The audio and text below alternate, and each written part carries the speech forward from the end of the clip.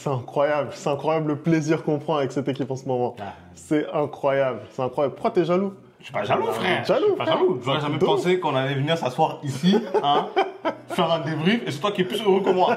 C'est vrai. Le football est plus compliqué pour moi en ce moment. Voilà. Surtout ce mois-ci de l'année. On sait très bien que pour nous, c'est un peu plus compliqué généralement. Mais en tout cas, ce qu'on voit du PSG ces temps-ci, c'est incroyable. Victoire encore ce soir.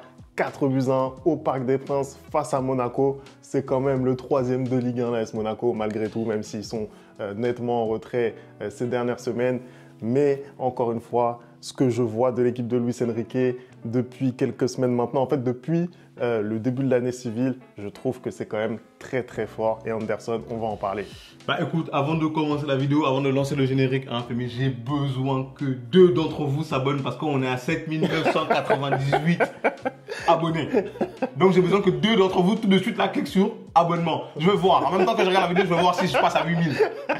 Donc voilà, n'hésitez pas bien évidemment à liker la vidéo, à vous abonner, à partager, ça fait toujours plaisir de faire les débriefs, de faire d'autres vidéos avec vous. Hein. On rentre sur un mois de février qui va être compliqué. Je pense plus pour moi que pour Femi. Il y a des chances. Mon équipe risque de tout perdre en une semaine. Donc je pense qu'on va faire pas mal de vidéos. Voilà. Allez, t'as tout dit, c'est parti, générique.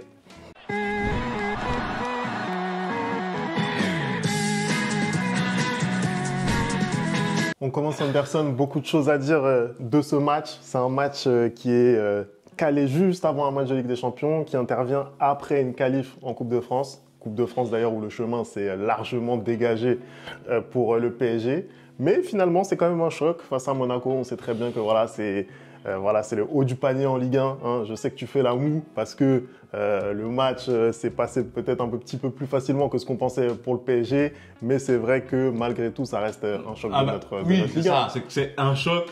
Pour moi, des 3 derniers matchs, en tout cas PSG-Monaco, c'est forcément le plus facile pour le Paris Saint-Germain. Hein, parce que les 2 autres rencontres ont été beaucoup plus compliquées. Hein, que ce soit en Trophée des Champions ou avant en Ligue 1. Là, c'est un peu plus facile, on va dire que ça a été compliqué pour Paris pendant 45 minutes. Hein. Le match a été équilibré, même pas compliqué pour Paris, pardon. Le match a été équilibré pendant 45 minutes où on a vu une équipe parisienne qui avait énormément le ballon et une équipe monégasque qui a su avoir du répondant. Mais une fois qu'on est revenu des vestiaires, le Paris Saint-Germain, par l'intermédiaire notamment de l'homme en forme, hein, de cette année civile, hein, de ce début d'année civile, hein, et depuis quelques temps maintenant, Ousmane Dembélé a totalement tué cette rencontre-là. Je trouve que en première mi-temps, Paris avait la maîtrise du ballon, ils n'avaient pas forcément les occasions, comme tu dis justement, ils n'avaient pas forcément les situations, hein, et Monaco, au contraire, je trouve qu'ils ont eu pas mal de fois. Hein. D'ailleurs, avant l'ouverture du score du Paris Saint-Germain, il y a Minamino qui rate une occasion, mais moi, personnellement, je suis entraîneur, je te sors direct. Non, je suis désolé parce qu'il tire. Déjà, sa frappe, elle est totalement loupée. Et en plus, quand je revois l'action, il n'avait même pas besoin de tirer. Il avait le temps de contrôler avant d'ajuster Donnarumma. Hein. Donc, tout de suite, il rate cette occasion-là où tu ne peux pas te permettre de rater ce genre d'occasion contre le Paris Saint-Germain. C'est clairement suicidaire. Et la preuve, c'est que 2 secondes après, Vitinha, il trouve le chemin défilé d'une manière majestueuse. Il faut avoir plein de malice pour aller mettre ce coup franc de cette manière-là. Hein. Et après, je trouve que Monaco réussit à revenir dans le match quand même, hein, grâce notamment à Cléouche qui montre de plus en plus dans le premier mi-temps et qui termine cette première mi-temps de fort belle manière, hein, même si c'est pas lui qui met le but, mais je trouve qu'il a aidé ses coéquipiers monégasques à vraiment rentrer dans le match. Mais après, en deuxième mi-temps, ils se sont totalement écroulés. Hein. On voit une équipe du Paris Saint-Germain qui survole les débats. On voit une équipe du Paris Saint-Germain maintenant qui, comme tu le dis, depuis 2025 est à l'aise et sur un nuage. Et ce, peu importe la compétition. Anderson, on a débriefé ici en début de saison au mois d'août quand il faisait beau, quand il y avait du soleil, ce match contre Montpellier, il me semble, où on gagne peut-être 6-0 au Parc des Princes. On était en train de se dire c'est incroyable, c'est fou, le PSG de Luis Enrique, le PSG sans Kylian, etc. C'était exceptionnel. Et sincèrement, je ne pensais pas te dire là, à ce stade, quelques mois après, qu'on en serait toujours là. Tu vois. C'est vrai qu'il y a eu des petites péripéties entre-temps, mais en tout cas, en février, là, on est en train d'arriver à un niveau qui est quand même très très fort. D'accord avec toi pour dire que sur cette première période, le choc tenait quand même ses promesses. Moi, j'ai trouvé qu'on commence bien le match, on fait un bon premier quart d'heure, mais clairement, l'occasion de Minamino, c'est un des tournants du match. Et c'est vrai que si sa frappe ne manque pas de calcium, hein, pour paraphraser Recoba, hein, si sa frappe justement est plus puissante, ça fait peut-être 1-0, ça fait peut-être dans la foulée 2-0, sait-on jamais, peut-être qu'il n'y a pas sur l'action qui suit le but parisien. Donc, ça change clairement la physionomie du match. Et c'est sur ce point que je vais insister parce qu'on a souvent reproché au PSG, justement, de se procurer pas mal d'occasions et de manquer d'efficacité, de ne pas être bon à la finition. Aujourd'hui, on s'en est peut-être un petit peu moins procuré. J'ai trouvé dans le jeu, par contre, il y a vraiment des relais, on va en parler hein, dans le débrief parce que j'ai pas mal de choses à dire à ce sujet, vraiment des relais très intéressants dans le jeu, mais c'est vrai que notre efficacité me plaît beaucoup. On est vraiment devenu une équipe clutch et c'est incroyable de voir ça. Sur le coup franc de Vitinha, moi je suis navré, je suis désolé. Pour moi, ça ne rentre pas, je suis désolé. Moi, ce coup franc, il m'a un peu rappelé, même si les coups francs sont différents, mais il m'a rappelé déjà celui de Nabil Fekir qu'on se prend à l'époque, c'est Areola qui est dans les cages face à Lyon. Tu te dis comment c'est possible de prendre un coup franc comme ça. Moi, je suis désolé, le coup franc est très beau. Au début j'allais presque blâmer le gardien monégasque, mais au final, j'ai l'impression que c'est le mur qui ne fait pas exactement ce qu'il faut. Après, lui, il anticipe un peu. À aucun moment, il se dit que justement, Vitinha peut mettre ce coup franc-là comme ça, premier poteau. Et pour moi, en fait, après, c'est lui qui place son mur aussi. Et je trouve que j'estime qu'il n'y a pas. En fait, vu la distance, je pense qu'il aurait fallu plus de 2 personnes. Et puis même, le mur ne fait clairement pas le boulot. Le boulot. Mais après, oui, je pense que globalement, l'ouverture du score, elle est quand même méritée pour le PSG sur ce qu'on avait montré durant le premier quart d'heure. Et après, les débats se sont équilibrés. J'ai trouvé un Monaco très intéressant. Leur attaquant, il est vraiment très intéressant, Biarrette. Hein. Je trouve que vraiment, ça c'est une recrue hivernale. Le gars s'est déjà montré décisif à plusieurs reprises, 3 fois je crois depuis qu'il est arrivé. Et il est très intéressant parce qu'il pèse en fait. Il arrive vraiment à On a vu ça. Ah non, mais il a mis au supplice Marquinhos, vraiment, dos au but, c'est très... Ouais, il a comment dire, ce physique qui lui permet vraiment de s'imposer. Et puis même quand il prend des coups, tu vois qu'il a cette capacité à se relever et à pas plonger, non, au contraire, à se battre et tout. Et il a posé énormément de problèmes justement à la défense parisienne. Il est impressionnant et je pense que là, c'est ce genre de recrutement, en tout cas, que tu dois faire en janvier quand tu gères bien ton club. Et après, donc effectivement, cette deuxième période et ce début de deuxième période spécifiquement où le PSG passe à la vitesse supérieure, où le PSG met ce coup d'accélérateur, ce coup de collier. Et là, les émotions, puisque Vicha Kvaratskhelia marque son premier but avec le Paris Saint-Germain Football Club. Voilà. Mais justement, en plus, j'ai envie de revenir là-dessus sur ce but-là. Hein, il marque un très très beau but. On souligne encore au passage le travail de Bradley Barcola qui arrive à trouver une excellente passe.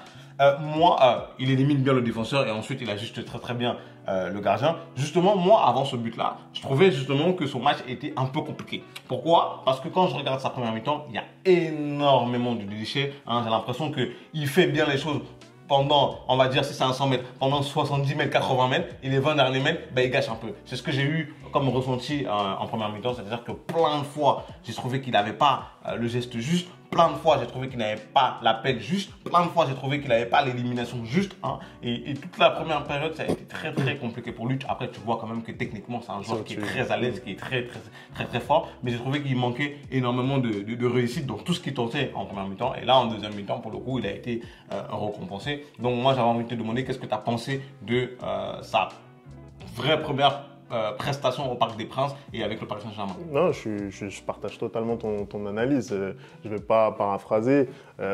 Je pense qu'il lui faut quand même du temps pour s'adapter aussi à ses nouveaux coéquipiers. Voilà. Il n'a pas joué beaucoup de matchs encore avec son nouveau club. Il doit trouver ses repères au milieu de Barcola, au milieu de Dembélé. Je pense que ça prend plus de temps que ce qu'on pourrait penser. Nous, on n'a pas énormément bougé notre effectif aussi. Donc, les autres ont des repères. Lui, il doit se fondre justement dans ce collectif. Tu as évoqué sa facilité technique. Je suis d'accord avec toi. Je pense aussi, et c'est la raison pour laquelle le PSG va le chercher à mon avis, c'est que malgré les ratés, malgré les imprécisions techniques, il y retourne. Et par rapport à un Bradley Barcola, tu vois, qui peut peut-être se dire, bon, je vais jouer la sécurité, je vais jouer derrière, etc. Lui, Kvara, il y va et ça finit par passer, tu vois, ça finit par passer. On se retrouve avec des situations qui sont parfois très dangereuses. Mais oui, clairement, il doit monter en puissance, faire mieux sur le dernier geste notamment. Après, pour le reste, oui, techniquement, on voit qu'il est vraiment au-dessus. Et surtout que moi, ce qui m'a impressionné, hein, d'ailleurs, on n'a même pas parlé de la composition. Je vais profiter justement pour introduire la composition de Luis Enrique, qui a été très très bizarre d'ailleurs, parce qu'en première mi-temps, quand je vois la compo avant le match, je suis surpris parce que je vois João Neves qui est arrière droit, hein, je comprends pas trop. Je vois Fabien Ruiz, bien évidemment son chouchou qui est titularisé. C'est après que j'ai appris que Warren était blessé. Et surtout que je vois au milieu de terrain Désiré Doué. Hein. Donc je me dis, une composition encore spéciale de la part de Luis Enrique. Mais Femi, j'ai envie de revenir sur le match de Désiré Doué ce soir. Je suis désolé, il est fantastique. En première mi-temps, la prestation qu'il livre, c'est juste exceptionnel. C'est-à-dire qu'il est sur 6 dribbles réussis, il est sur des gestes techniques magnifiques, hein, son contrôle un peu à la Neymar, il est sur ce flip-flap à un moment qu'il fait à droite à Monaco pour éliminer, sur le joueur de Monaco pour éliminer son vis-à-vis. Moi, j'aime ce que je vois. C'est-à-dire que c'est un joueur qui ne se cache pas. Hein. Depuis un certain moment, il a une énorme confiance en lui et ça se ressent dans son jeu. Et je pense que ça se ressent aussi par la confiance que lui accorde Luis Enrique parce que maintenant, quoi qu'il arrive, en fait, il essaie de le faire débuter. C'est-à-dire qu'aujourd'hui, tu regardes son attaque, elle était composée avec Dembélé, Barcola et Kvaratskhelia. Et finalement, Désiré Doué joue quand même parce qu'il le met au milieu de terrain et il préfère mettre João Neves en arrière droit parce qu'il est très bon. Il ne peut pas s'en passer, tu viens de le dire. Et là, je vais encore paraphraser un grand philosophe. Les mots me manquent. Je ne sais pas quoi dire sur ce gars. C'est incroyable. Honnêtement, Désiré Doué, encore une fois, on l'a beaucoup dit. On sait de quoi il est capable techniquement. On sait que balle au pied, il est très à l'aise. Mais je suis désolé, même dans ses plus belles heures rennaises, je ne l'ai jamais vu à ce niveau. C'est incroyable ce qu'il fait.